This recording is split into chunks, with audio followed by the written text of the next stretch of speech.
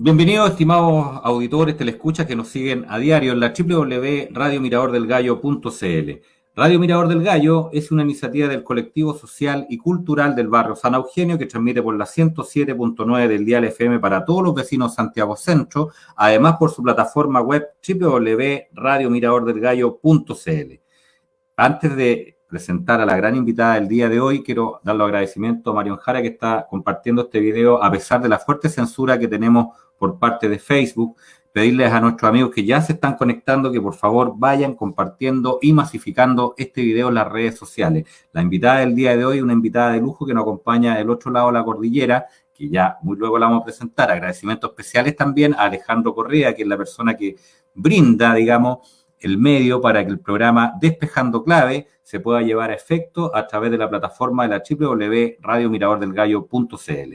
Mientras ya se están conectando nuestros amigos, pedirles que por favor sigan masificando y compartiendo este video en las redes sociales. La invitada del día de hoy es una invitada de lujo. Tenemos que dar los agradecimientos al equipo de médicos metadisciplinarios argentinos, digamos, que la verdad que ha sido un lujo. Han pasado destacadas personalidades por esta radio y queremos darle las gracias, personificar en la doctora Mariana Salmerón, que nos acompaña el día de hoy. Ella es bioquímica y además es microbióloga. Es una voz autorizada para hablar de esta arma, entre comillas, arma le llamamos nosotros, acá en Chile, que es la que permite en definitiva confinar a la gente que está en cierta medida sana, digamos. Entonces me refiero a este tema tan cuestionado que se llama el PCR. De hecho, el doctor Kary Mullis, que es el premio Nobel de Química año 1993, él lo señalaba fehacientemente, que esto no fue creado, digamos, para medir cargas virales. Esto tuvo otro objeto, digamos, pero sin embargo, esto es lo que se está ocupando hoy en día, en cierta medida, para seguir confinando a las personas frente a este tema de la pandemia que hemos llamado nosotros. Así que, sin más preámbulos, vamos a dar los agradecimientos cordiales y el saludo protocolar a la doctora Mariana Salmerón. ¿Cómo está, doctora? Primero que nada, agradecerle su gentileza por estar en esta conexión en exclusiva para Chile. Buenas noches, muchísimas gracias Jorge. Para mí es un placer poder charlar con ustedes, con hermanos chilenos, compartir con personas que piensan en la misma dirección de nosotros los epidemiólogos argentinos metadisciplinarios. Y bueno, y como el nombre, ¿no?, del programa, Despejando Claves, tratando de llevar un pensamiento distinto al hegemónico y al oficial, ¿no?, para lograr llegada a la gente y que la gente pueda empezar a evaluar un poco más críticamente toda la información con la que es bombardeada a diario, ¿no? Así que bueno, y agradecerles a ustedes enormemente por esta oportunidad de decir lo que uno piensa y llevar todas estas cuestiones a un programa de radio de un país vecino. Gracias, doctora Salmerón, por su contacto. Vamos a empezar a leer algunos saludos y de hecho hay gente conocida del otro lado argentino. Me refiero a Charlie Salgado, que está viendo el programa y me dice: buenas noches, Jorgito, que tengan una excelente entrevista con Mariana. Así que saludos afectuosos a nuestro hermano argentino Charlie Salgado. Marcos Bernucci también se está conectando. Buenas noches. Saludos especiales a José Achao de Chiloé. Amigos, ya estamos conectados desde Chiloé. Gracias por su gentileza. Radio Mirador del Gallo en Chiloé. Achao, La Voz del barrio.cl. Así que es la única manera que nosotros tenemos los chicos, los medios chicos, en cierta medida, unirnos para que este mensaje, esta entrevista, este streaming, llegue a la mayor cantidad de gente posible. Dicho eso, estimada doctora Salmerón, yo antes de iniciar, y lo conversábamos en off, quisiera saber cuál es su apreciación. El día de hoy el Senado, con 56 votos aprueba finalmente contra 12, aprueba finalmente la ley de vacunación obligatoria con inmunidad y confidencialidad en la República Hermana Argentina. ¿Qué opinión le merece esto, estimada doctora? Eh, bueno, opinión, por supuesto que es totalmente contraproducente lo que ha pasado ayer en el Senado, es triste. Eh, desde el grupo de epidemiólogos, la doctora Bruno, el doctor Martínez, han llevado la información necesaria científica para que aquellos senadores y diputados que estuvieran dispuestos a escuchar, la otra versión de los hechos, ¿no? Pudieran llevar a cabo la votación de una manera más crítica y con toda la información en el escritorio, no solo con la oficial, eh, a pesar del esfuerzo y de que se ha hecho mucha difusión también y se ha tratado de concientizar a través de las redes y con videos y todas las herramientas disponibles, eh, igual, bueno, tuvo la mayoría en el Senado y la ley fue aprobada. Eh, Como argentino, yo me siento obviamente como argentina defraudada porque es como que la sensación de haber sido entregada, ¿no? A los intereses, a intereses que por supuesto nada tienen que ver con cuidar la salud de nuestro pueblo, todo lo contrario. Es altamente sospechoso que se le haya otorgado inmunidad legal aún antes de que la vacuna esté lista, que se les haya otorgado el derecho al secreto de los componentes de la vacuna, de la fórmula. Entonces uno se pregunta por qué. Si será que hay algo tan malo que lo sospechan que ni siquiera van a decir qué es lo que tiene, cuando todas las otras vacunas, sea lo que se piense de las otras vacunas, los componentes están descritos y están descritos en los insertos de las vacunas, todos los efectos adversos que pueden generar, y acá es como que es más secreto aún, ¿no? Que como que ya muchas personas venimos leyendo de vacunas y de otra realidad sobre las vacunas, y encima ahora esta, que es más sospechoso todavía cómo se maneja la información y cómo se está manejando lo que va a ser la aplicación de la misma. Bueno, tristeza, tristeza y decepción. Todavía también hay como cierta incertidumbre en el modo en que esta ley se va a efectivizar, eh, o digamos, cómo van a ser los instrumentos en el sistema, ¿no? Para efectivizar esa obligatoriedad.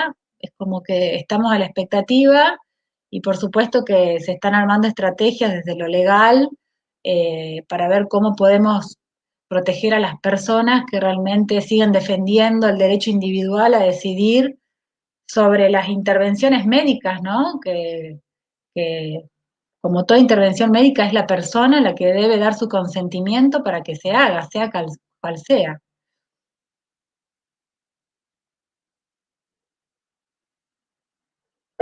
Perfecto, doctora Salmerón. Señalar que estamos recién a 7 minutos de transmisión y este video ha sido compartido ya 200 veces. La idea, estimados amigos, vamos a entrar de lleno ahora, pues le pedimos una apreciación personal a la doctora por lo que se señaló el día de hoy en el Senado en la República Argentina, donde finalmente aprueban esta vacunación obligatoria en Argentina con 56 votos de senadores versus 12 de oposición que razones obvias se opusieron. Vamos a entrar de lleno en materia, doctora, a lo que nos convoca y específicamente yo quisiera que usted nos diera una excelente charla. Yo a usted la escuché personalmente y muy atentamente en un streaming que se llevó a cabo con hermanos españoles, argentinos y chilenos, finalmente donde habían doctores y abogados, y la verdad que me pareció excelente, digamos, del punto de vista técnico, porque usted maneja muy bien este tema de la PCR y nos gustaría que, por favor, doctora, vamos desvirtuando este tema de la PCR. Usted, digamos, adscribe a lo que dice su creador, el doctor Kari Mule, que esto no fue creado en definitiva para medir carga viral. Sí, sí. Eh, Haciendo un poco de historia, es verdad, la creación de la PCR fue un hito y fue un antes y un después en la biología y en la biología molecular específicamente, y no por nada le valió un premio Nobel a Kary Mullis. Evidentemente, el objetivo de su creación de esta excelente herramienta no fue para que sea aplicada en el diagnóstico microbiológico. Em, Creo que vale la pena aclarar que a pesar de lo que él dice, esta herramienta sí se ha ido usando y se ha ido incorporando en el diagnóstico clínico, no solo dentro de lo que sería la microbiología, sino que también en el diagnóstico de otras enfermedades en donde se detectan genes que indican presencia de una probabilidad a determinada enfermedad. hay un montón de otras enfermedades hematológicas o marcadores que se buscan genéticos, que son marcadores de una enfermedad. No podemos negar que eso ha ayudado al diagnóstico de determinadas patologías y que también ha ayudado en el diagnóstico de patologías dentro de la microbiología. Pero su uso siempre ha sido complementario.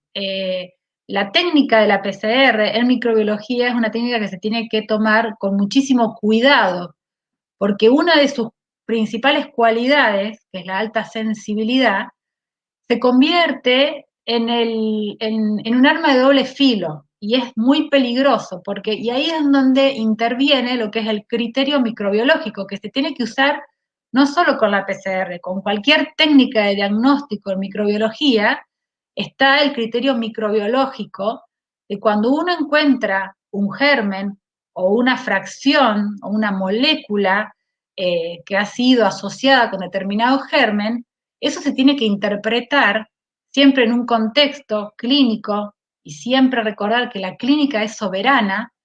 También ayuda la herramienta epidemiológica y una tríada que se forma para cerrar un diagnóstico clínico en donde se suma la clínica principalmente, la epidemiología y las herramientas de laboratorio que terminan complementando un cuadro como para poder definir de mejor manera cuál puede haber sido la causa de esa enfermedad.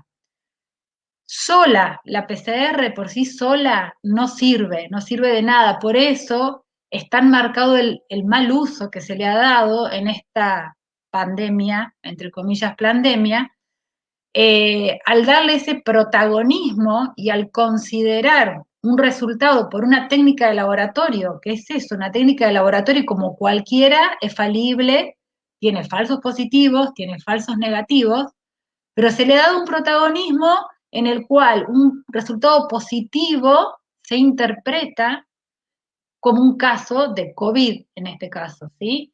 Lo cual es totalmente erróneo y ya esto cualquier persona que trabaja en microbiología lo podía saber cuando esto recién empezó, o sea, detectar segmentos de genes que han sido adjudicados por cierta bibliografía científica como que pertenecen a determinado virus, ¿sí? Y detectarlos después en un laboratorio en cualquier otro lugar del mundo, y eso interpretar como que es sinónimo de un caso de infección, de que esa persona está enferma o que se va a enfermar, ese es el gran error, porque y después la epidemiología lo ha demostrado, la cantidad de personas sin síntomas o oligosintomáticas o con síntomas que pueden adjudicarse a un montón de otras causas, no solamente a este virus, y que se obtiene un resultado positivo, pero que no necesariamente la persona está enferma por SARS-CoV-2.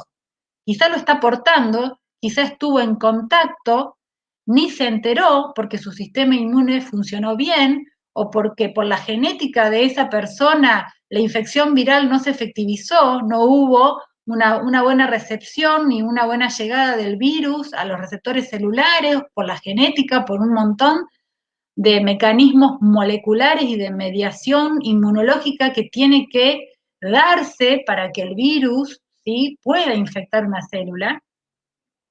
Entonces, el virus puede haber estado antes, puede estar en ese momento, pero la persona no infectarse, y mucho menos enfermarse, y mucho menos pensar que esa persona, porque tiene ese segmento genético en la orofaringe, va a desarrollar una enfermedad severa, una neumonía, y las muertes con esa tormenta de citoquinas que se desencadenan y que se dicen que es por el virus, pero en realidad se sabe que son un montón de otros factores los que influyen y los que llevan a desencadenar esos cuadros que en algunos casos terminan con la muerte de la persona.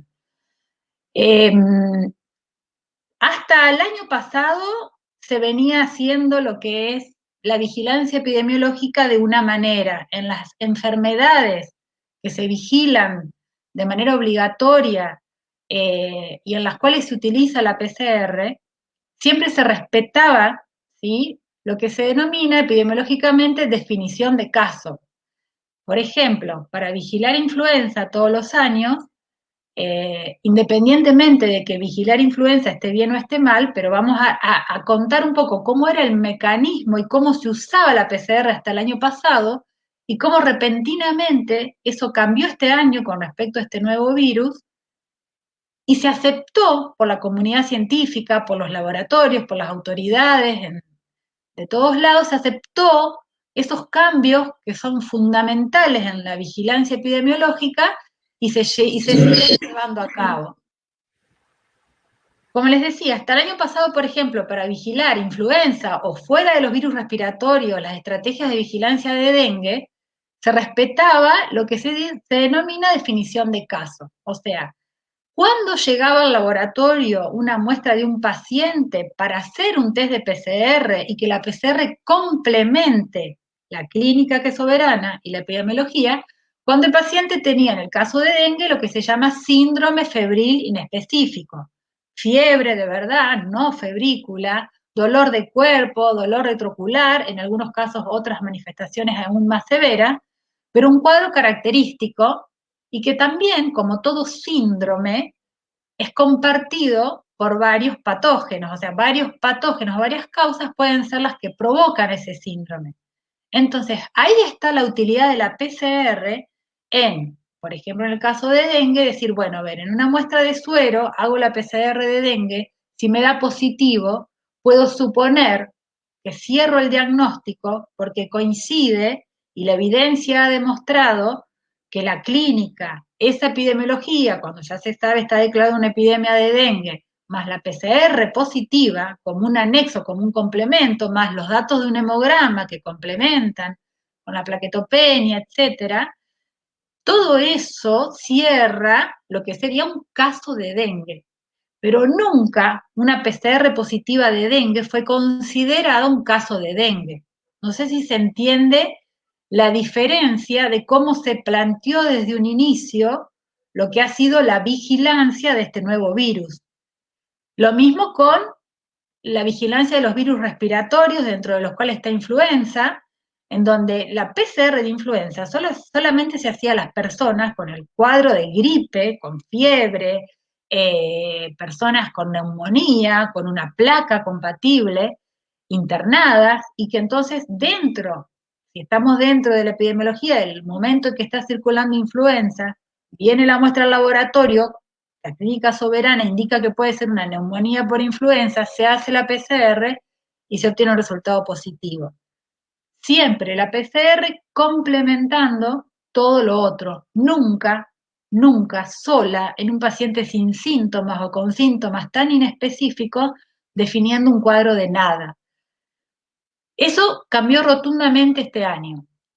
Hubo definiciones de caso, actualmente quedaron 3 definiciones de caso, donde la verdad que casi cualquier síntoma de una persona puede entrar dentro de sospecha y caso de definición de caso de COVID, pero no solo que la definición de caso, ellos dicen que por aumentar la sensibilidad y detectar todos los casos que pueda haber en la sociedad, no solo que la definición es muy amplia, sino que aparte no se respetó. Se han hisopado personas en los momentos donde no estaba circulando el virus de manera masiva con criterios que cambiaban, por lo menos en lo que fue acá en Argentina, según la provincia. Algunos hisopaban porque unos iban una persona iba, o un colectivo con trabajadores, tenían que cruzar de una provincia a otra. Entonces, personas que no tenían ningún síntoma, pero tenían que cruzar una frontera, eran hisopadas, y se hisopó un montón de gente que no tenía ningún síntoma. Y se sabe, aparte aparte de parámetros específicos de una técnica como son la sensibilidad y la especificidad, hay parámetros epidemiológicos que se llaman, que tienen que ver con la epidemiología, no son epidemiológicos, sino que tienen que ver con la prevalencia de la patología que uno busca detectar, que se llama valor predictivo positivo y valor predictivo negativo de una muestra, de una técnica. Y esos valores, está demostrado, se demuestra con un teorema, que cuando uno aplica una técnica en una población donde hay una baja prevalencia de la patología que yo estoy buscando, la chance de que la técnica se equivoque y me dé un falso positivo aumenta. O sea que cuando no había circulación viral, por lo menos en la provincia donde estoy yo, que es en Tucumán, cuando había un positivo había una mayor chance de que sea una mayor chance de que sea un falso positivo. Cuando de un mes a otro empezó a circular de una manera masiva el virus, se pasó de tener menos de un 1% de positividad de esta técnica a un 50% de golpe, casi de golpe, eh, los riesgos de esos falsos positivos cambiaron, pero aumentaron muchísimo. Se procesó de una manera masiva un montón de muestras. Esta técnica es una técnica muy delicada, en donde hay que tener muchísimos cuidados de las contaminaciones cruzadas en el laboratorio y en general las personas que hacen PCR son personas muy entrenadas y que hace años que vienen haciendo la PCR, justamente porque hay una alta chance de que haya contaminaciones y esas chances aumentan cuando en vez de procesar 100 muestras por día, se pasa a procesar casi 1.500 muestras por día. Eso significó que en muchos laboratorios de Argentina se empezaron a tomar personas nuevas, porque obviamente se necesitaba recurso humano para procesar tanta cantidad de muestras, y por supuesto que ese recurso humano no estaba bien preparado. Entonces eso es un factor que también influyó. Uno no puede medir en porcentaje cuánto influyó una cosa y cuánto influyó otra, pero son todos factores que evidentemente han ido sumando positivos y esos positivos, tanto en asintomáticos como en personas graves, como en oligosintomáticos, se tomaron todos juntos. No importa en qué contexto se hizo la PCR, el resultado se tomó como que si fuera lo mismo, o que si representaba lo mismo, y siempre fue engrosando esa curva epidémica, que en realidad es una curva de positividad de la PCR, pero está más que claro que no es una curva que muestre enfermedad ni necesidad de atención hospitalaria, porque más del 90% de los casos de PCR positivas son casos leves, por algunas características particulares con respecto a otros resfríos comunes estacionales, pero no dejan de ser resfríos con por ahí la particularidad referida de la anosmia o de una fatiga particular, pero nada más que eso. O sea, eso no marcaba una enfermedad o una epidemia de una enfermedad terrible. Sí, doctora, justamente usted hablaba, no sé si estaba Pablo Salina, parece que se conectó en algún minuto Alejandro, parece que ya no está, está con problemas Pablo. Doctora, sí, específicamente usted hablaba de lo delicado que es la toma de este examen de la PCR.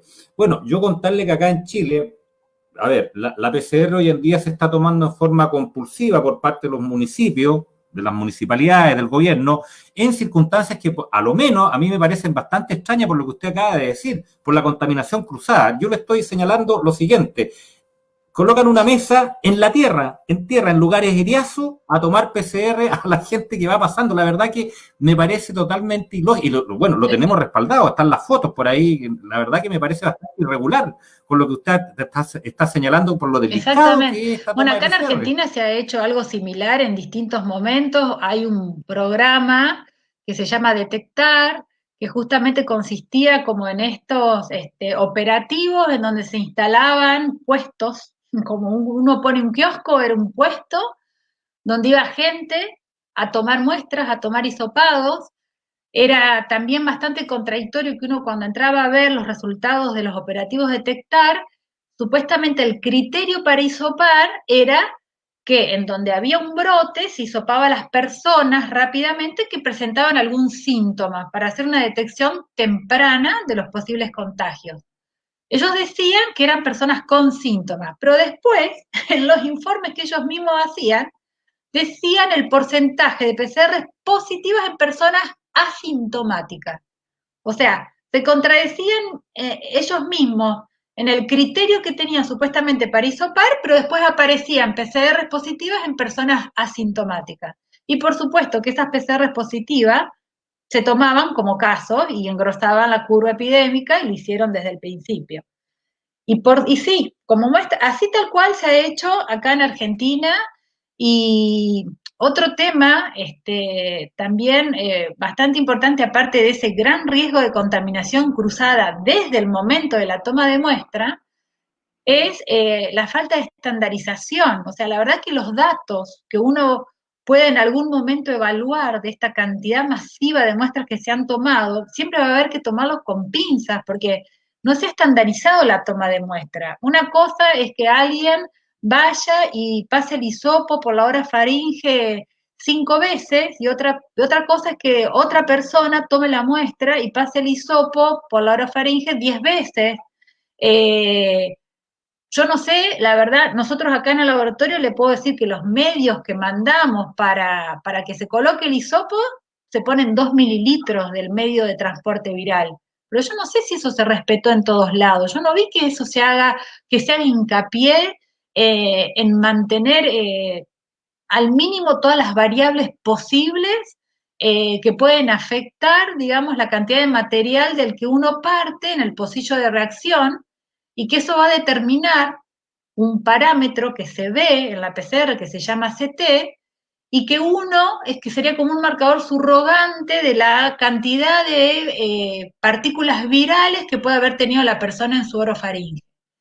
Pero hay que tomar todo con muchas pinzas, por todo esto que yo le digo, son innumerables variables que empiezan desde el momento que se toma la muestra.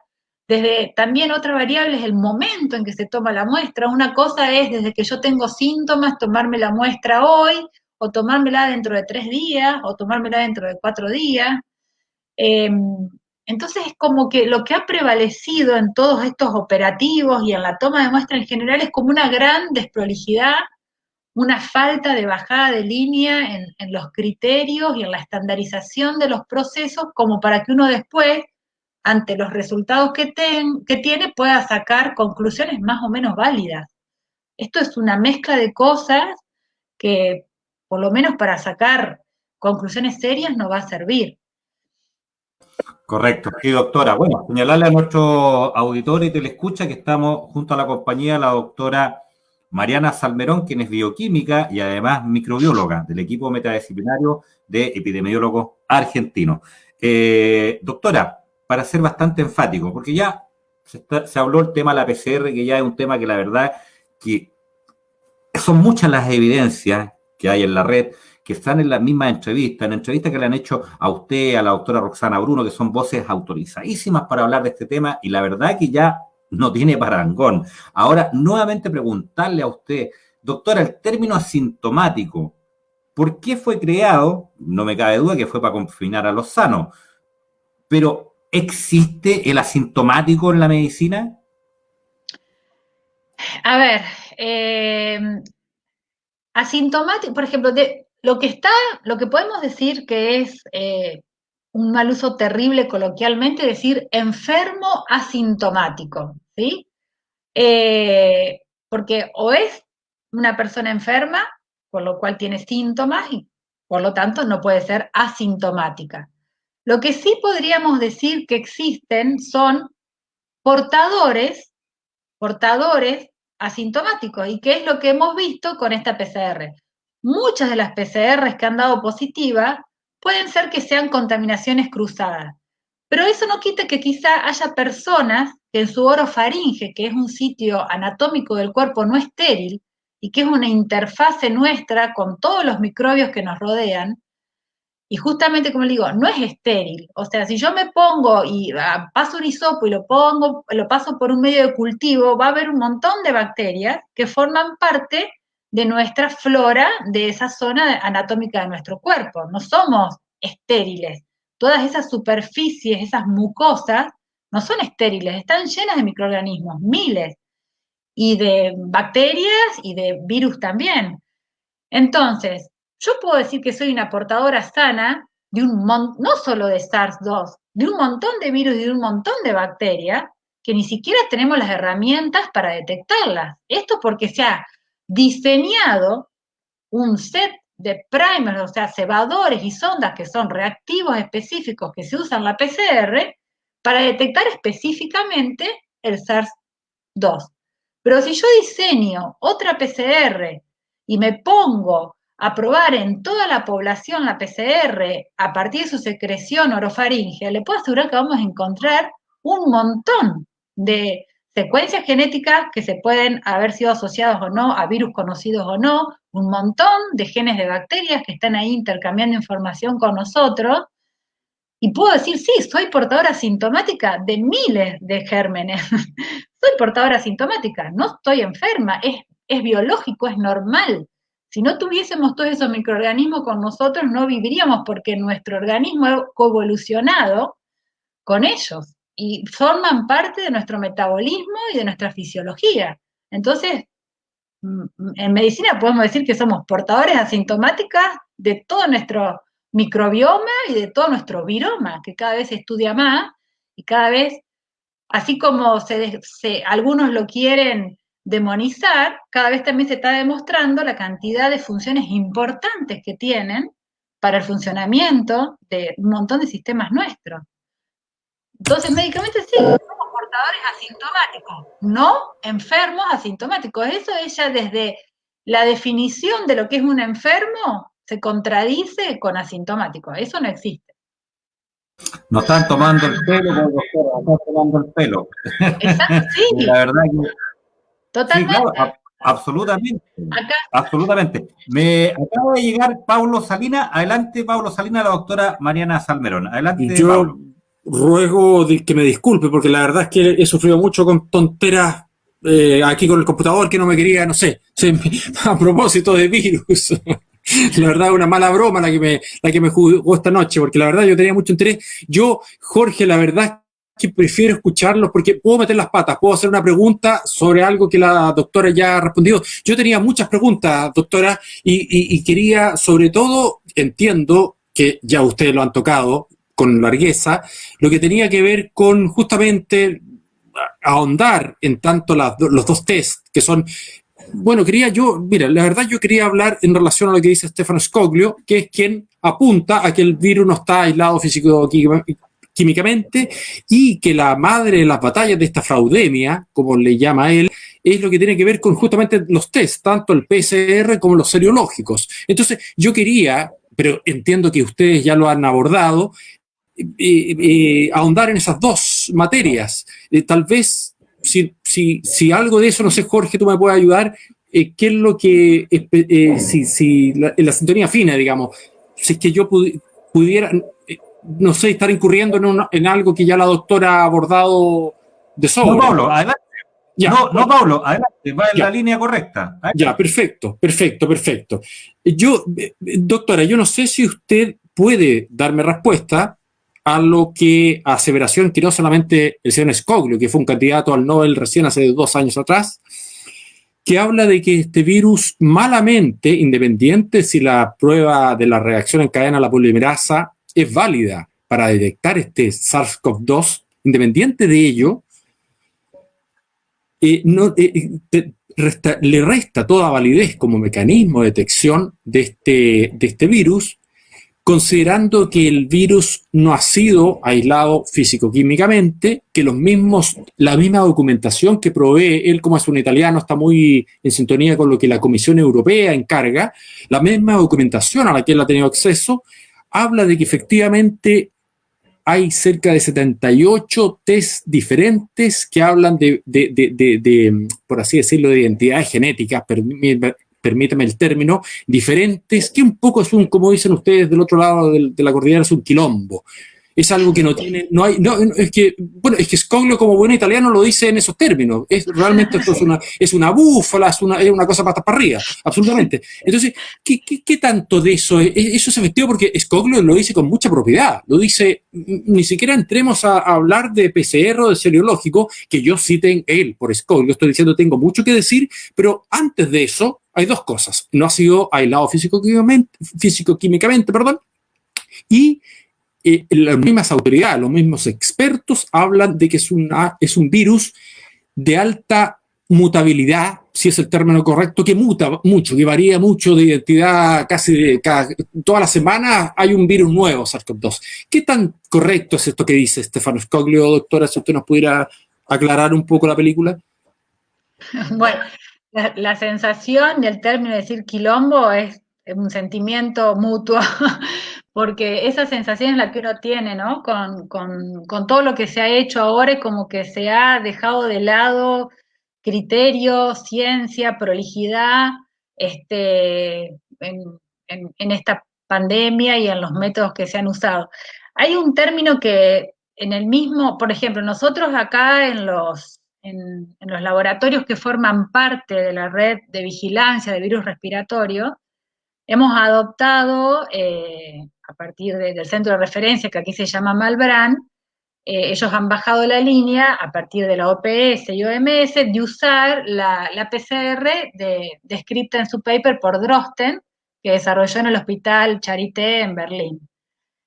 Ellos mismos, si uno lee ese paper donde se describe la PCR, donde están publicadas las secuencias de los primers, de las sondas, que los primers son unos reactivos que se usan para llevar a cabo la PCR, lo mismo que la sonda. Está descrito muy prolijamente como la secuencia de esos cebadores, de la sonda, y ellos mismos usan un término que dice, lo ponen entre comillas, in silico. In silico es eso que estás mencionando, esta falta de lo biológico en todo el proceso, desde un inicio. Ellos, la PCR que hoy nosotros estamos usando, y en base a la cual uno dice, acá hay un segmento de este virus y acá no, fue desarrollado, estos reactivos fueron desarrollados a partir de la publicación en las bases de datos genéticos de la secuencia que publicaron de Wuhan, diciendo que esa era la secuencia correspondiente a un coronavirus que se había asociado con esos casos de neumonía. Entonces, para hacer este test, hoy estamos usando nosotros, acá en el hemisferio sur, ellos tomaron esa secuencia de una computadora y diseñaron también con con programas de computadora qué primers y qué sonda eran los mejores para reconocer de manera específica a este virus supuestamente que era el que estaba desencadenando la pandemia a nivel mundial. Y ellos lo dicen, es in silico. Incluso los controles positivos que ellos usaron para ver que la PCR funcionaba y que detectaba esa secuencia específicamente, esos controles fueron los del SARS del 2002, porque ellos nunca tuvieron, como usted bien dice, aislado este virus como para tener diluciones o para tener un control positivo de este virus. O sea, de este virus no usaron nada, solo de este virus nuevo, ¿no es cierto?, del 2019. Solo tomaron la secuencia que estaba publicada y en base a eso diseñaron sus primers y sus sondas, sin tener el virus aislado. Y después, todos los trabajos que hablan de efecto de cultivo viral en líneas celulares, en realidad lo que están mostrando es un efecto que se llama citopático, ¿sí? Que se asume también que es provocado por este virus. Y después se identifica también en el sobrenadante de esos cultivos celulares, se identifica si corresponde o no, o si sigue habiendo en ese medio esta secuencia genética. Pero la verdad es que esos efectos citopáticos son también inespecíficos, uno no puede saber si eso que ve en el microscopio, que son unos agujeritos en las capas las monocapas de células, realmente son producidos por esa secuencia genética que también está presente en la muestra o por otra causa.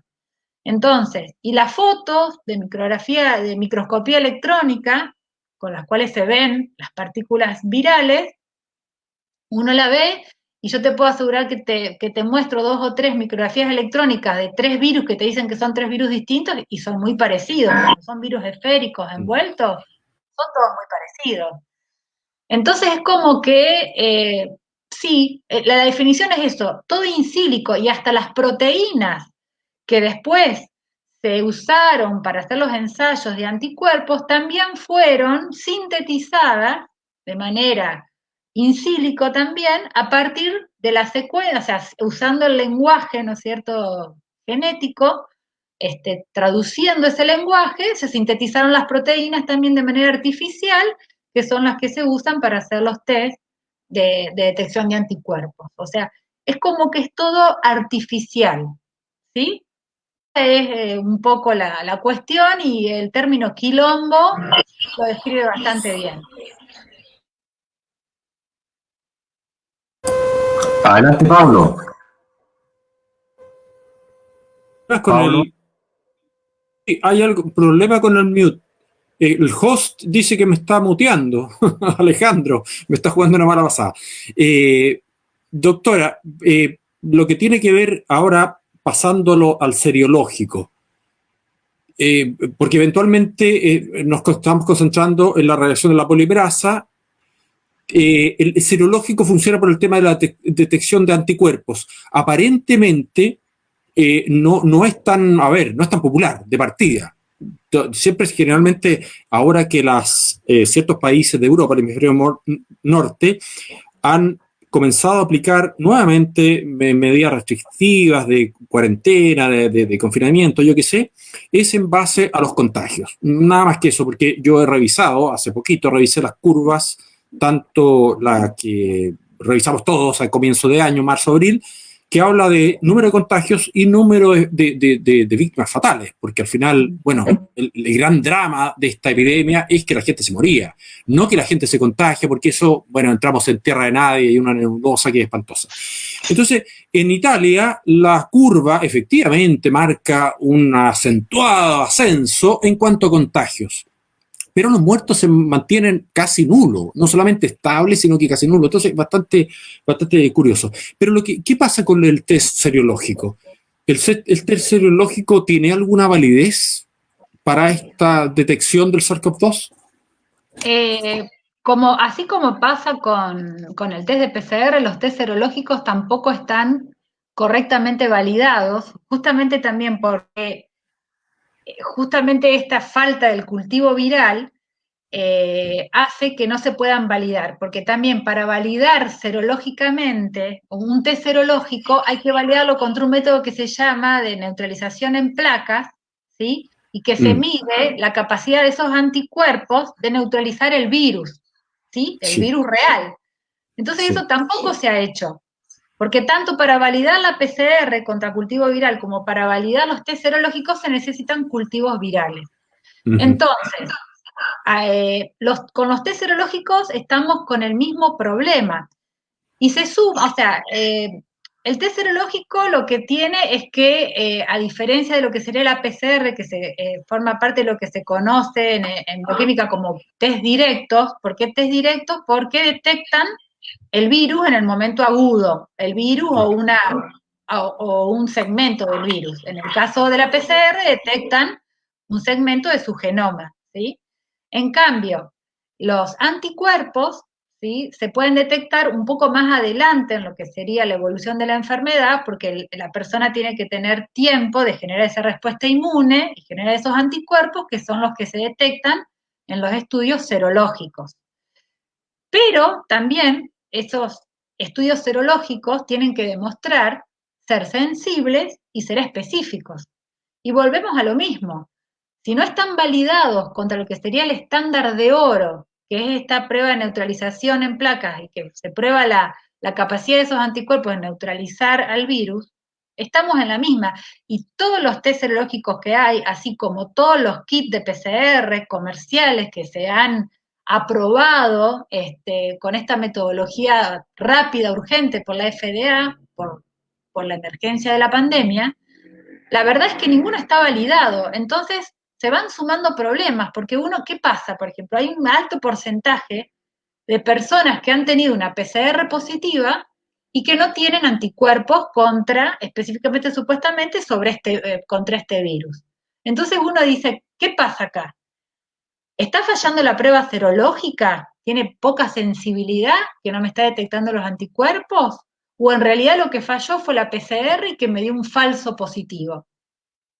Entonces, es sumar variables y caminar siempre como en terreno poco estable donde uno no tiene parámetros fijos bien establecidos, como para decir, bueno, a ver, ¿por qué hay tanto porcentaje de PCRs positivas, pero que después no tienen anticuerpos?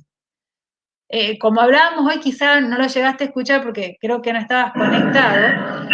Por Sí, ejemplo, en otras vigilancias como dengue, uno ve claramente que en el cuadro los síntomas. típico, en la clínica típica del dengue, la persona tiene en un periodo agudo hasta 6, 8 días, se le detecta el genoma del virus en suero. Y Ujú. después, la mayor parte de esas personas desarrollan su respuesta de anticuerpos y esos son detectados. ¿Sí? Hay una Sí. correlación con la clínica y con los distintos métodos de diagnóstico. Primero detectamos hasta los 7-8 días el genoma viral, ¿sí? O un antígeno del virus dengue, que es una proteína y que también va a estar cuando el virus está produciendo la infección en la etapa aguda, y esa misma persona, dentro de 6 Mm. días para adelante, y de ahí para adelante, le hacemos anticuerpos y vamos a encontrar que ha seroconvertido contra el virus del dengue. Y eso es una cosa estable, definida y clara. Acá eso tampoco está. Sí, sí. Doctora, un alcance, así que tal vez puede sonar muy técnico, pero yo, ya que tenemos la oportunidad de estar con usted, si es que pudiera compartir su opinión respecto a un alcance crítico, tal vez que yo he leído en páginas de divulgación científica, no son netamente científicas, pero sí de divulgación científica, donde ponen en cuestión que eventualmente, en relación al seriológico, lo que tiene que ver con la detección de anticuerpos, que un poco, perdóname la expresión, pero que la madre del cordero no tiene que ver tanto con la detección de anticuerpos para eventualmente saber que hubo un virus o una reacción ante un agente patógeno, sino que tiene que ver si no me equivoco, las células de memoria. Que un poco lo fundamental al momento de generar esta reacción de reacción anti-enfermedad, por así decirlo, de defensa de nuestro cuerpo, la reacción inmunológica, ese es el término, ¿no? Tiene que ver con las células memoria. ¿Tiene algún sentido lo que le estoy diciendo, doctora? Sí, no, es que en la respuesta, o sea, cuando uno está expuesto a un patógeno, se Uh-huh. desencadenan varias respuestas a partir de la inmunidad de la persona. Lo que se llama esa respuesta humoral es la respuesta, estamos ya en lo que sería la adaptativa, ¿no es cierto? Porque hay una respuesta inmune innata que es la que de manera más inespecífica nos defiende en primera instancia, y después hay una respuesta inmune adaptativa. Y dentro de esa respuesta inmune adaptativa, está una respuesta humoral, ¿sí? Uh-huh. Que es esta presencia de anticuerpos, y está otra respuesta, que es la respuesta celular, que es muy Uh-huh. importante, y sobre todo también es importante en los virus, ¿sí? En los patógenos intracelulares. Tiene como más peso en, una vez instaurada una infección viral, en terminar de eliminar, ¿sí? En esa lucha con el virus, de eliminar esas células que están infectadas para bloquear la diseminación del virus a otras células o a otros órganos. En este caso, o sea, es como que uno puede suponer que los anticuerpos son marcadores subrogantes de que hubo un contacto con el virus, pero Uh-huh. la presencia de anticuerpos por sí solo puede ser que no sea lo suficiente como para predecir si esa persona realmente generó una inmunidad. Puede ser que sí, pero es más difícil de medir, se mide de otra Uh-huh. manera, y de hecho, si ustedes ven en los estudios de vacunas, eso se evalúa, no solo se ve la respuesta de anticuerpos, sino que también se busca esa respuesta supuestamente asociada a la inmunidad celular. Eh, la verdad es que en lo que es el diagnóstico clínico, la respuesta que se mide como respuesta inmune es la de anticuerpos. Solamente en el ámbito de la investigación se mide lo que sería la respuesta celular, ¿sí? De acuerdo. Eh, y lo que pasa con los anticuerpos, que también hay que tener cuidado, es que existen reacciones cruzadas.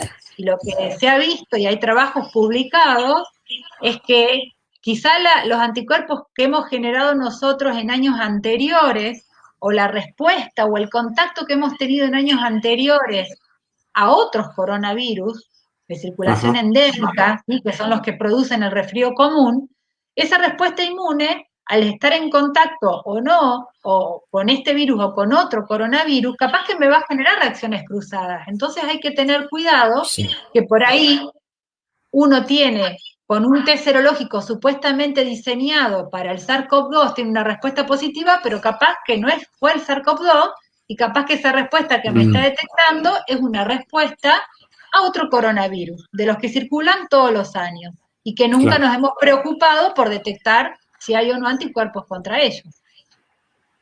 claro. No sé si fui clara o mezclé Sí, mucho las cosas. sí, no, sí, yo más o menos, yo de verdad que más o menos lo entendí, pero tal vez no entramos en una hondura que no sé si el resto de la gente va a entender del todo. Pero a mí me interesa algo también, particularmente, doctora.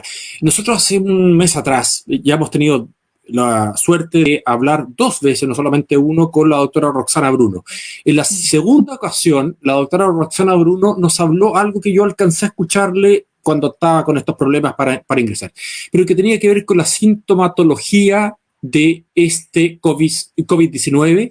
Ella deslizó, por así decirlo, que eventualmente esta de la microcoagulación, de la vasoconstricción, no tendría que ver tanto que ver con un virus, sino que con algo más bien bacteriológico. Eventualmente, ella dijo algo, lo mencionó en forma que todavía merece estudio y ahondar más al respecto.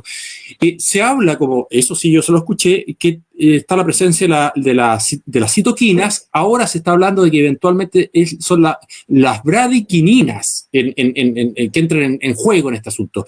Eventualmente esta enfermedad COVID-19 podría deberse a otra cosa y no a un virus. Sí, bueno, eso es una cosa que se viene viendo y como que hay, a ver, yo lo describo como una disociación, ¿sí?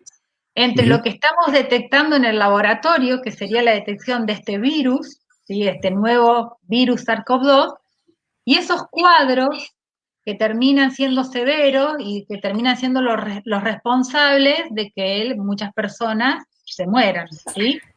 Y la forma en que se mueren, digamos, obviamente que el virus, o sea, pasa en otras enfermedades virales. O sea, el virus influenza también puede ser el terreno que predispone, o sea, el agente que predispone para que después haya una sobreinfección bacteriana. Pero quizá, más que tenga que ver con lo bacteriológico, que sí, hay sobreinfecciones cuando ya el terreno pulmonar queda dañado, lo que tiene que ver acá es como una mala respuesta del sistema inmune, ¿sí? Como una respuesta no efectiva para combatir lo que sea que tiene que combatir y que al final termina jugando en contra. Eso pasa con muchos otros ejemplos. Pero ese como esa vía hacia la inflamación y a esa tormenta de citoquinas es como una incapacidad del sistema inmune o como una sobrereacción del sistema inmune como respuesta a algún agente desencadenante.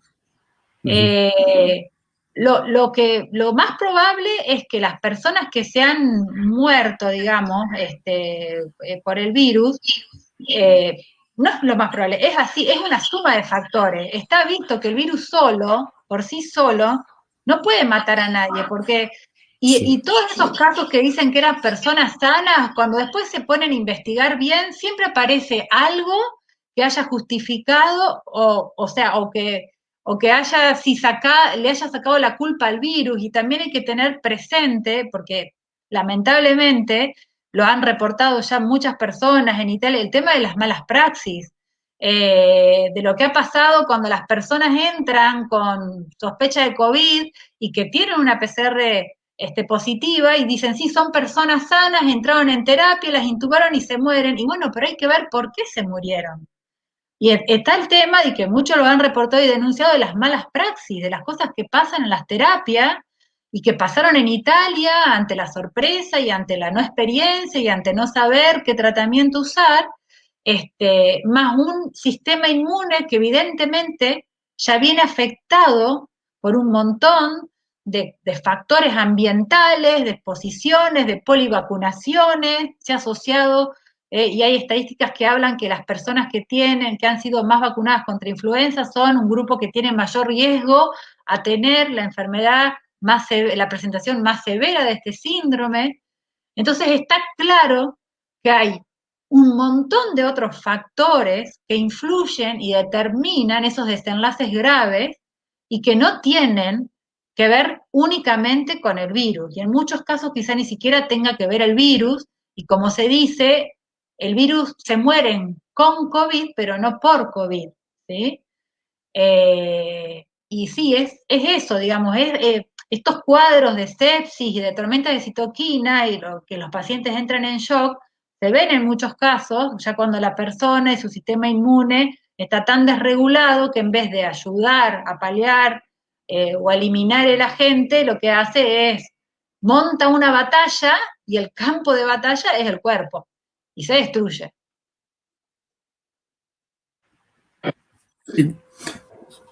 Sí, Jorge. Yo quería entrar en el terreno netamente de lo que tiene que ver con el Senado argentino, que la verdad que yo creo que lo que tiene que ver es con la vacuna, que no sé si lo tocaron, porque yo creo que eso es algo... Lo tocamos al principio. Ya. De acuerdo, perfecto. Sí.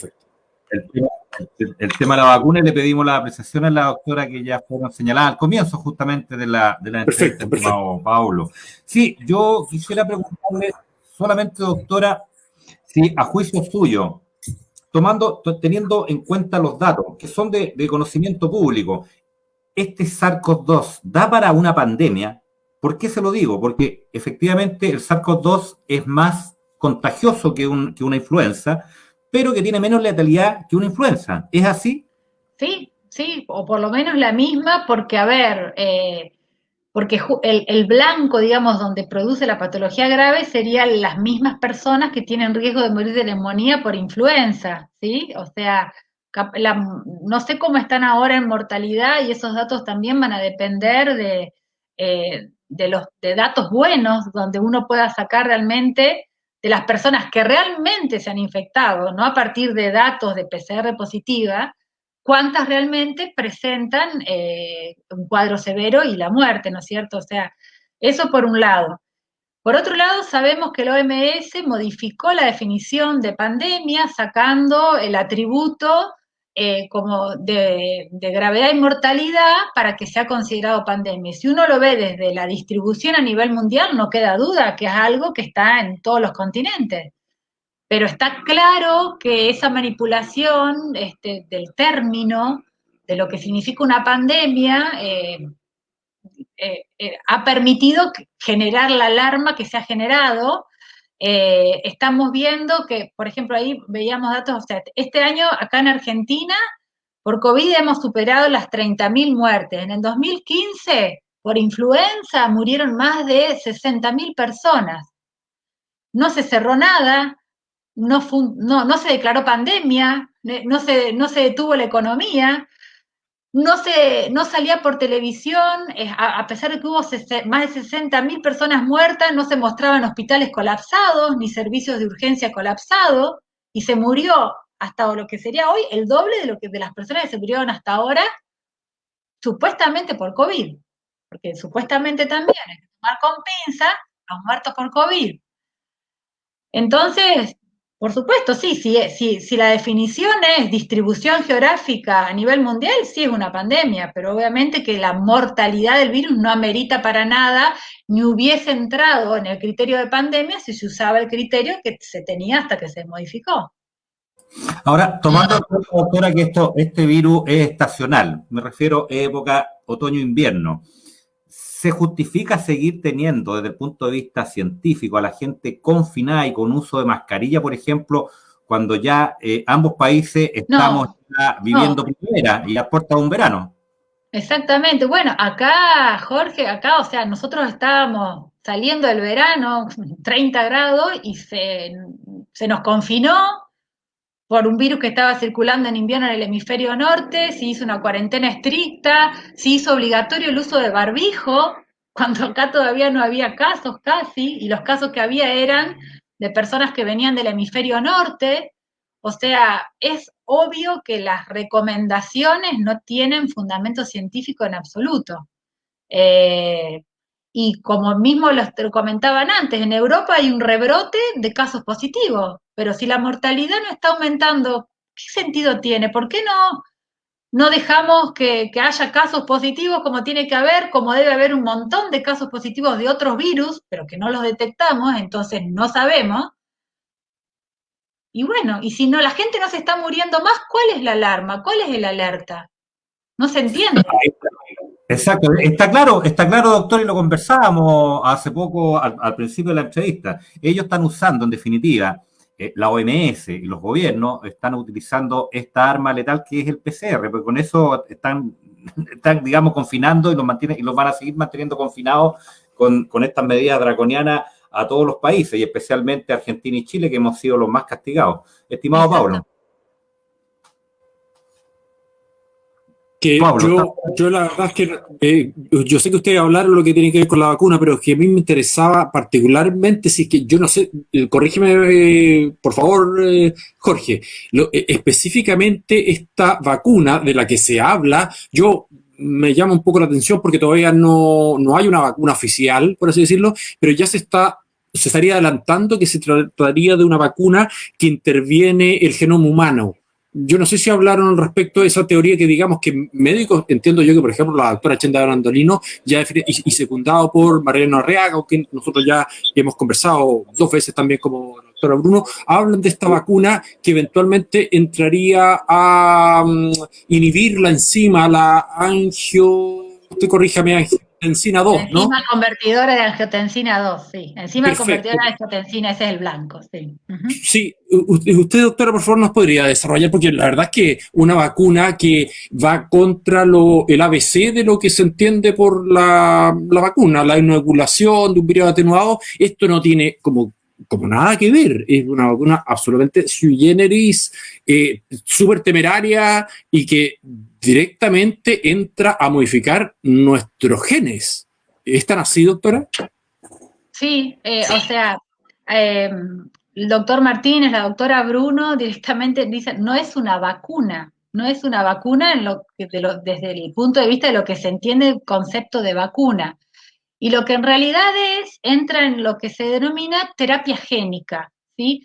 O sea, introducir genes en el organismo para impartir órdenes a las células y para que las células produzcan las proteínas que uno les está ordenando que sinteticen, es terapia génica y se ha usado para tratar patologías muy severas o patologías terminales, en donde, digamos, el riesgo-beneficio de utilizar esas terapias experimentales en la mayoría de los casos se justifica porque, por lo que les decía, son patologías severas, terminales, en donde usar la terapia génica es una última esperanza, donde ya se ha probado con todo lo tradicional y se prueba a ver si la terapia génica funciona o no, y la verdad es que en general los resultados no han sido buenos porque es como jugar un poco a ser la madre naturaleza, ¿no? Porque uno está interviniendo un sistema biológico que viene evolucionando hace millones de años de una manera artificial, ¿sí? Y inyectando genes, ¿sí? Por medios artificiales, para que la célula deje de atender lo que atiende naturalmente, ¿sí? Que sus funciones las hace y las tiene que cumplir y tiene que producir determinadas proteínas porque forma parte de un sistema que depende de lo que sintetiza cada célula. Entonces vamos a estar ocupando esa maquinaria sintética natural que tenemos, es cada una de nuestras células, vamos a estar ocupando y le vamos a estar ordenando que se ponga a sintetizar la proteína que yo quiero, que en este caso va a ser una proteína de la espícula del SARS-CoV-2 y que encima ese receptor, el receptor que le permite la entrada a la célula a este virus es la enzima convertidora de angiotensina, que es una enzima muy importante y que está distribuida en un montón de tejidos de nuestro cuerpo y que por supuesto que cumple una función, por eso la tenemos, y en que es obvio que como mínimo vamos a generar una gran alteración de ese equilibrio delicado, ¿sí? de funcionamiento, todo lo que es bioquímica y funcionamiento metabólico, hay sistemas de on-off y de retroalimentación, en donde una cosa se activa y a la vez que se activa, el cuerpo ya está preparado para frenarlo, porque todo en exceso es malo. Entonces vamos a estar interviniendo en mecanismos naturales, forzando una célula a hacer lo que naturalmente no está diseñada para hacer. Eso, los efectos que eso tenga a mediano o largo plazo, no lo sabemos, pero uno no puede dejar de decir que como mínimo van a ser graves, porque vamos a estar modificando nuestro genoma directamente, porque vamos a estar haciendo que se generen proteínas a partir de secuencias nuevas. Estamos impartiendo nuevas órdenes a nuestra célula. Tan simple y tan grave como eso. Sí.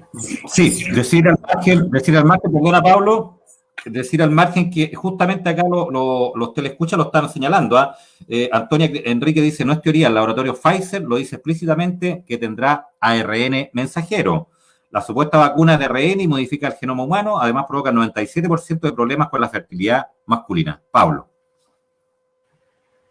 Doctora, sabe, nosotros el día lunes tuvimos un programa justamente que hablamos de los transgénicos y hablábamos de un colega suyo, como se dice en Chile, yo no, la verdad me pierdo si en Argentina se ocupa el mismo término, pero en fin, que es Paul Berg, que es un bioquímico que ganó el Nobel de Química el año 80 y que es como se le considera el padre de la intervención genética de los transgénicos, grosso modo.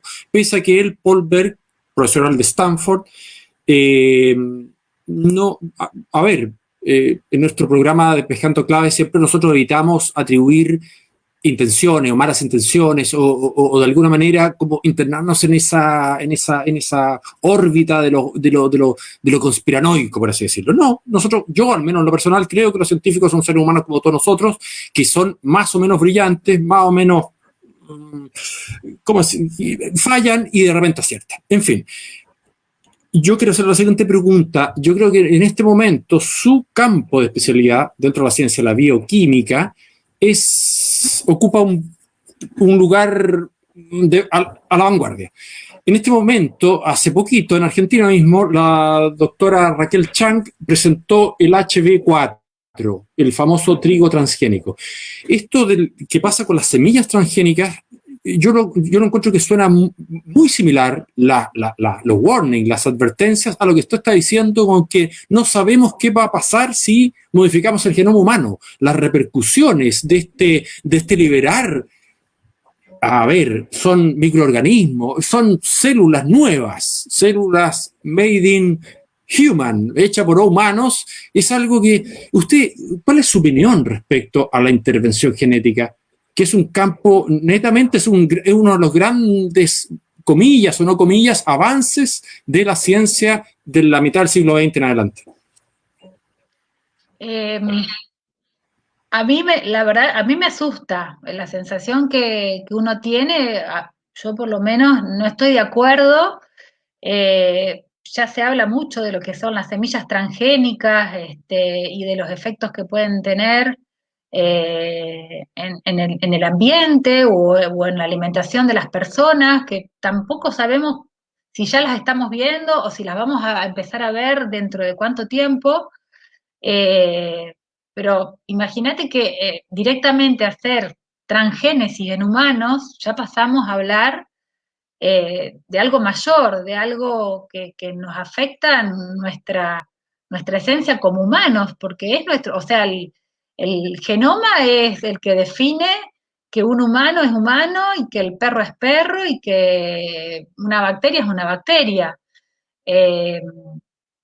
Y entonces uno no puede, aparte, si bien el genoma está decodificado, la verdad es que la mayor parte de las funciones que tienen esas secuencias son desconocidas. ¿Qué puede pasar con esos segmentos de ARN exógenos que se introduzcan a la célula? ¿Dónde se van a insertar? ¿Se van a poder insertar en algún lado generando alguna silenciamiento genético que cumpla una función específica muy importante, no se sabe. Por algo tampoco ellos, acá por lo menos tienen el derecho de traer las vacunas de afuera sin decir qué componentes tienen. ¿Qué sabemos si aparte de esa secuencia genética no tienen otras cosas que van a permitir otros procesos que van a intervenir más en la biología molecular, sí, de las células? La verdad que uno tiene que, por lo menos, sospechar que ellos tienen muchos recaudos para no decir lo que le están poniendo, lo que va a ser una vacuna. Y en todas estas vacunas que se están desarrollando, la de Moderna, la de Pfizer, la de Oxford, siempre la molécula activa, digamos, es RNA. Unas lo hacen a través de un vector, que es un adenovirus de chimpancé, otros lo hacen con un vector que son bolsitas de lípidos, simulando una membrana, digamos, del virus, pero todas tienen el objetivo de impartir indicaciones a la célula para que se ponga a sintetizar de una manera que no sabemos si va a ser en exceso o no, una proteína que esa célula no la estaría sintetizando de manera natural normalmente. O sea, y es como intervenir, probar sin saber realmente lo que va a pasar y qué efectos va a tener. Y aparte, a ver, ya se viene viendo que ya la vacunación tradicional es una intervención de las cuales se están viendo recién ahora y se está ahora tomando conciencia de las consecuencias que pueden tener las intervenciones y las vacunaciones cada vez más abundantes, y la acumulación de los componentes de distintas vacunas en el organismo. Recién ahora se está viendo que esa intervención, porque es una intervención también biológica y que está forzando, ¿sí?, un proceso que no es natural, lo está forzando. Al cuerpo se lo está forzando a responder contra un patógeno que se entró en nuestro cuerpo no por una infección natural, y en la mayoría de las vacunas tampoco por la vía natural. Recién ahora se está viendo que eso tiene consecuencias, ¿sí?, que por algún motivo han sido silenciadas por mucho tiempo. Y cuando nos empezamos a dar cuenta y la gente empieza a tomar conciencia de eso, ya vienen con esto que es algo totalmente nuevo. Ni siquiera sabemos qué va a pasar con la cantidad de vacunas que hoy están en los calendarios obligatorios de muchos países, y encima viene esto, que ya es otro nivel, otra tecnología, totalmente distinta, con obviamente consecuencias diferentes.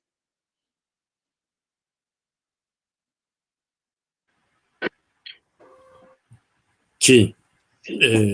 Jorge, ¿puedo seguir yo? Sí, adelante. Vamos, sí, sí, adelante. Mira, adelante, sí, porque quedan como 20 minutos Ya, para no de acuerdo. darle tanto tiempo a la Sí, sí, sí, sus sin duda, actividades. por Adelante, supuesto. Pablo. Bueno, como para cerrar lo que tiene que ver con la vacuna, ustedes como epidemiólogos argentinos metadisciplinarios, perdón, la verdad yo no sé si lo lo han desarrollado este tema, pero han tomado una serie de medidas. De hecho han tenido presencia la doctora Rosana Bruno en el Senado mismo, entiendo, con el doctor Martínez, ya que todo indica, todo señala de momento, ojalá que no, pero digamos que las señales de la votación del Senado de hace 2 días atrás fue mayoritariamente a favor de que esto siga adelante. ¿Cuál es el camino? Considerando que ustedes son científicos y no son abogados, no son autoridades, no son, qué sé yo, han puesto sobre la mesa la evidencia científica. O sea, porque muchas veces se dice, ¿dónde están las pruebas? ¿Qué dice la ciencia al respecto? La ciencia dice esto, y las autoridades, los políticos, las autoridades hacen caso omiso. ¿Cuál es el siguiente paso en este panorama kafkiano, la verdad, que se está generando a nivel mundial? Doctora, por favor. Bueno, eso hablábamos un poco con Jorge hoy al principio. Acá en Argentina, la verdad que estamos como choqueados, todavía decimos, perdimos una batalla, pero no la guerra. es verdad que el doctor Martínez y la doctora Bruno expusieron contra los diputados y senadores que quisieron escuchar, porque fueron todos convocados, pero muy pocos acudieron a escuchar. Y como bien decís, las evidencias, y que son evidencias científicas tan válidas como las que los asesores de los presidentes dicen que manejan, se expuso todo sobre la mesa, las personas que quisieron escuchar, escucharon, hubo 12 personas que votaron en contra, la mayoría, como ustedes lo acaban de decir, votaron a favor.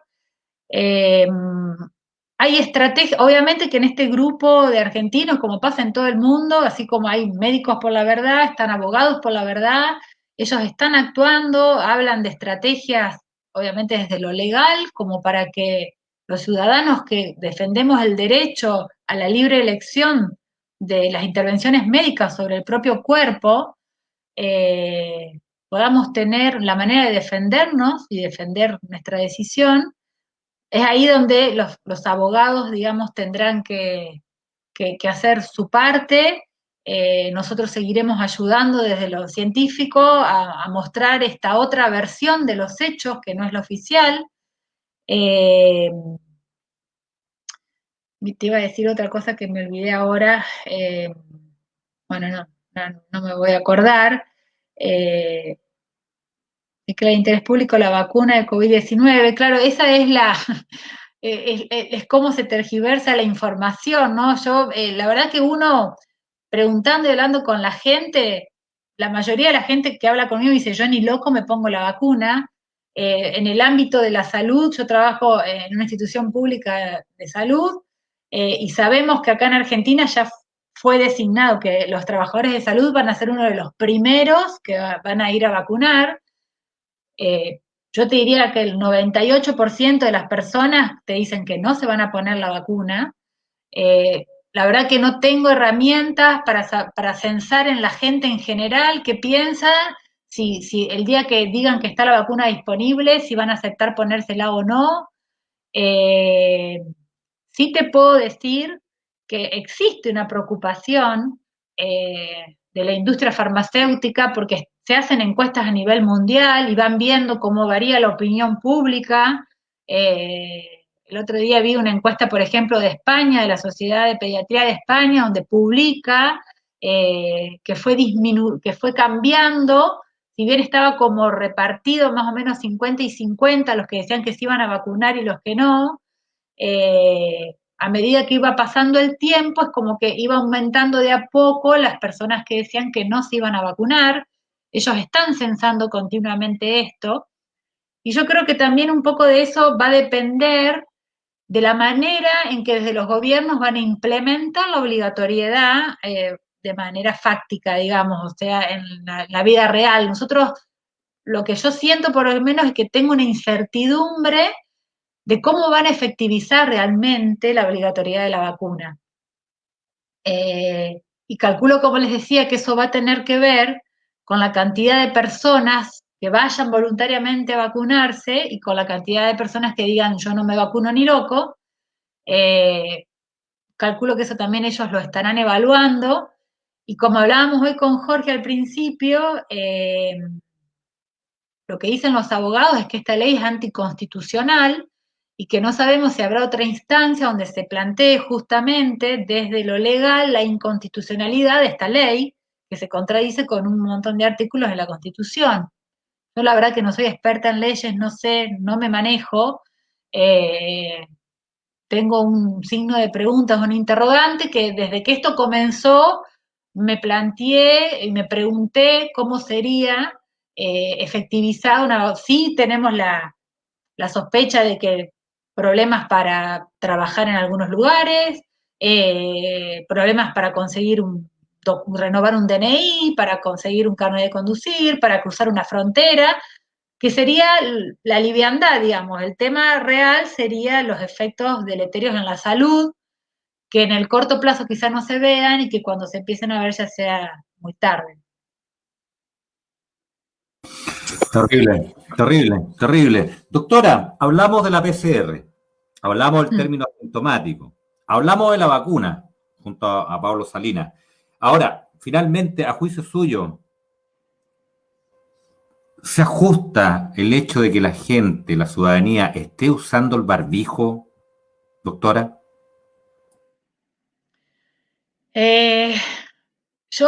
A ver, uno va por la calle y ve la mayoría de la gente que va con barbijo. Lo que yo no sé si esas personas que usan barbijo lo hacen, porque les es más fácil usar el barbijo antes que pensar si se justifica, si no se justifica, si investigar. ¿Cuántas personas lo hacen convencidas de que las protege de algo?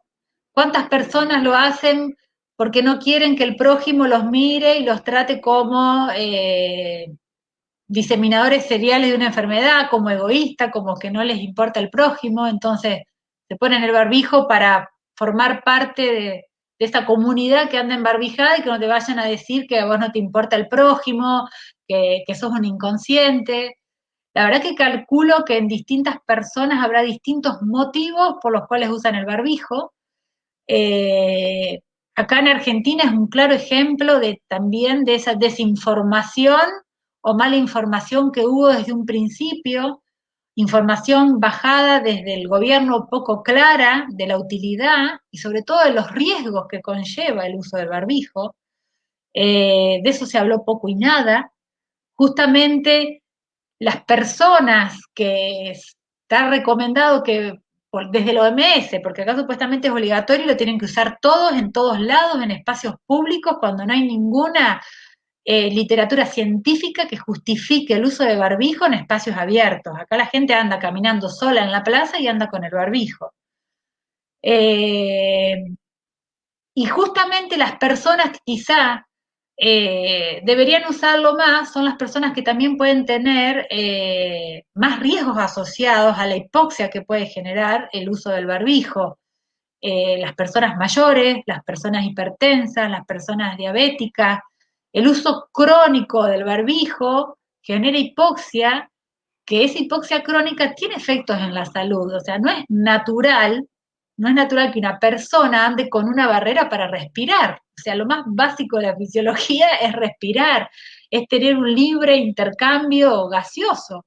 No es natural y es grave que se naturalice tener una tela en la cara por el simple hecho de tenerla, porque la realidad también es que como se usan las máscaras no son efectivas. Si uno usara si la gente que anda con la calle con un barbijo realmente lo usara como corresponde, apretado en la nariz, bien sellado los laterales para que no haya flujo de aire lateral, la gente esa no lo aguanta ni media hora el barbijo.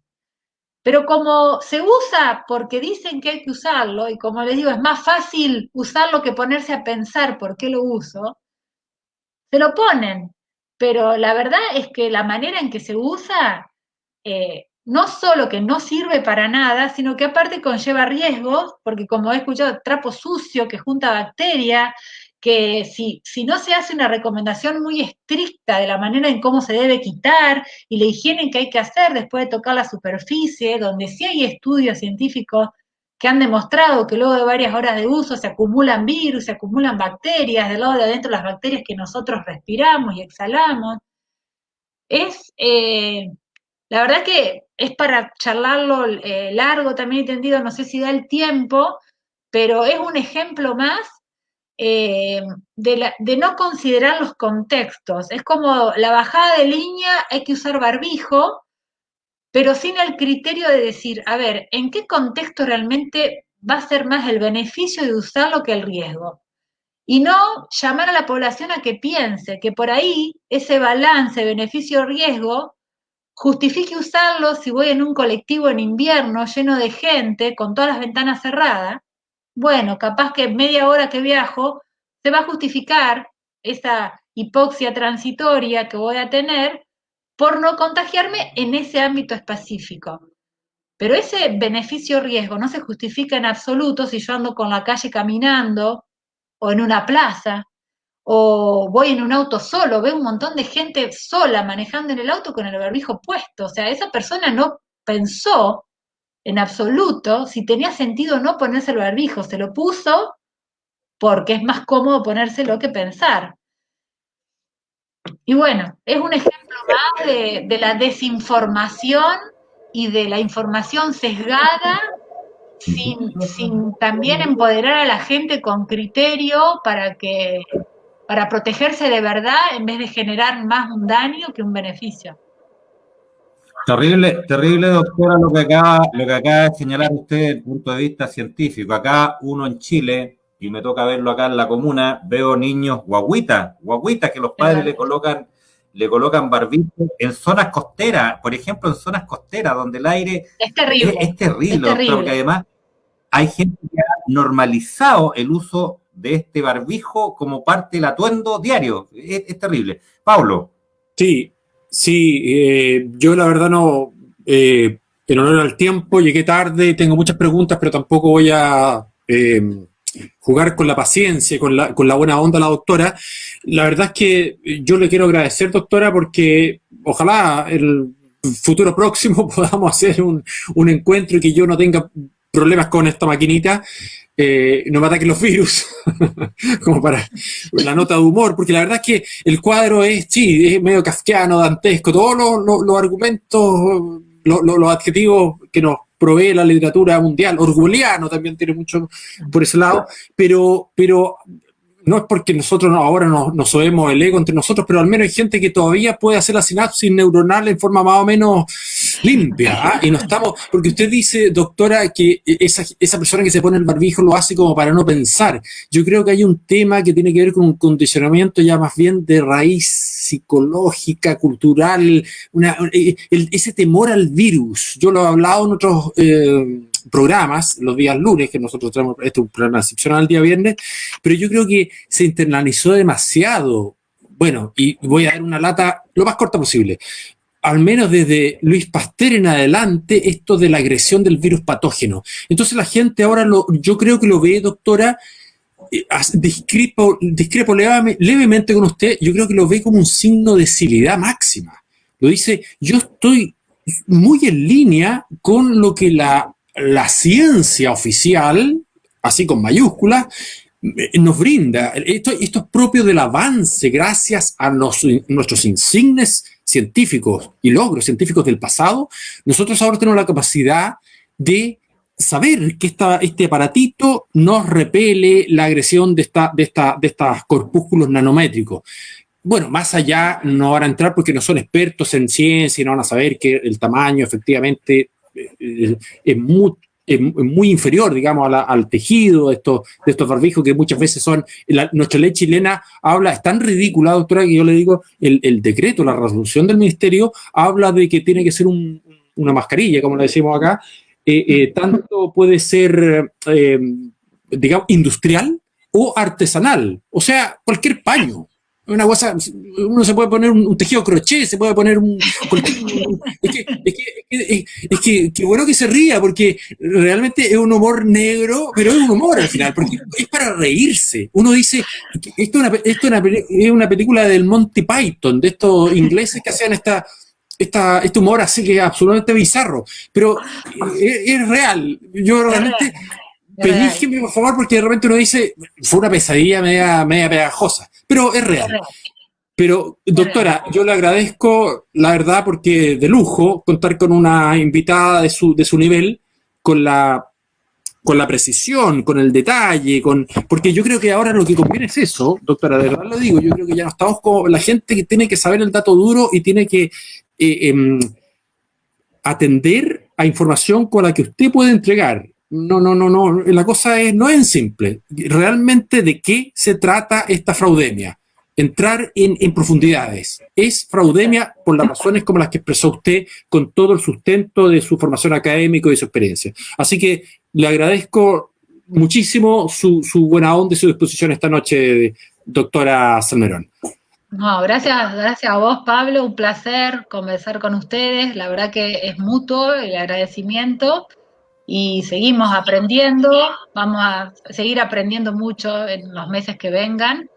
Y por ahí el mensaje, ¿no? A la gente por ahí es difícil explicarles cosas tan técnicas, porque es como que si a mí me vengan a hablar de leyes yo no entiendo nada. yo necesito que me bajen conceptos claros y que me hagan razonar.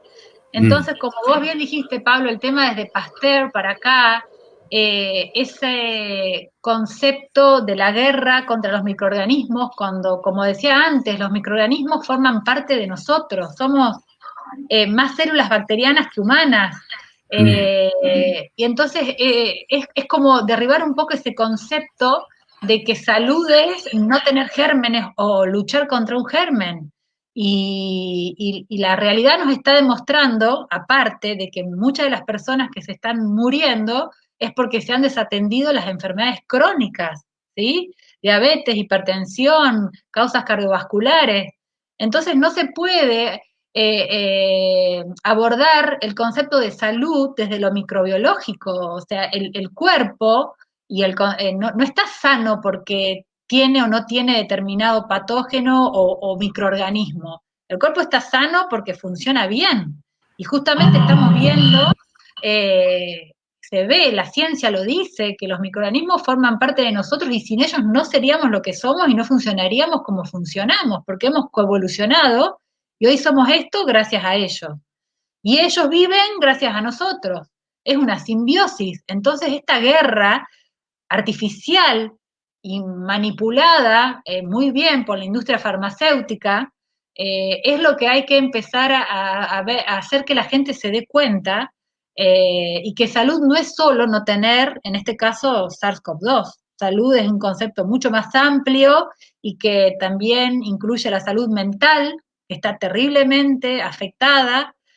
Acá en Argentina está publicado que ha aumentado, por ejemplo, la tasa de suicidios en adolescentes de los últimos años de la secundaria, y bueno, la salud mental también se lleva muertos, y no tienen menos categoría un muerto que se suicidó que uno por supuesto COVID.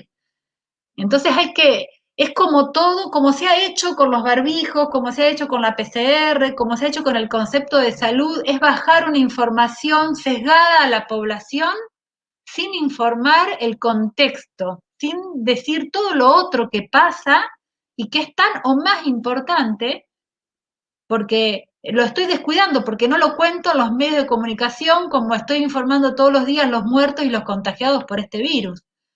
Entonces, que la gente vea, se dé cuenta de que si a mí me están haciendo tanto hincapié en solo una cosa, ¿por qué es?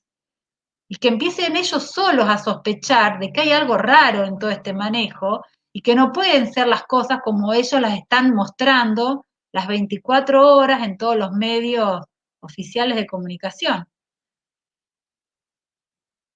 Exacto, sí. Bueno, doctora, vamos en honor a su tiempo, ya estamos más de una hora y media de transmisión. Primero que nada, agradecerle este contacto exclusivo para Chile. Gracias, doctora Mariana Salmerón, que ella es bioquímica y además microbióloga, una voz autorizadísima para hablar de este tema, de lo que hemos hablado el día de hoy, como es el arma que usan los gobiernos y el sistema para confinar a los sanos, que es el tema de la PCR. Agradecer a Pablo Salinas su destacada participación, agradecer a Alejandro Correa, que es la persona que permite que el programa Despejando Clave, un programa exclusivo el día de hoy, un especial que tuvimos con la doctora Mariana Salmerón, agradecerte a Alejandro Correa por el espacio, señalar que ya este streaming aún no ha terminado y ya tiene 460 veces compartido y tiene más de 170 comentarios. Así que, doctora, me atrevería yo a pedirle nuevamente otra entrevista, así que gustoso estaríamos de coordinar nuevamente su participación en un programa más adelante. Agradecido por su gentileza, estimada doctora. Muchas gracias a cada uno de los auditores. Buenas noches. Muchísimas gracias a ustedes. Gracias por su tiempo.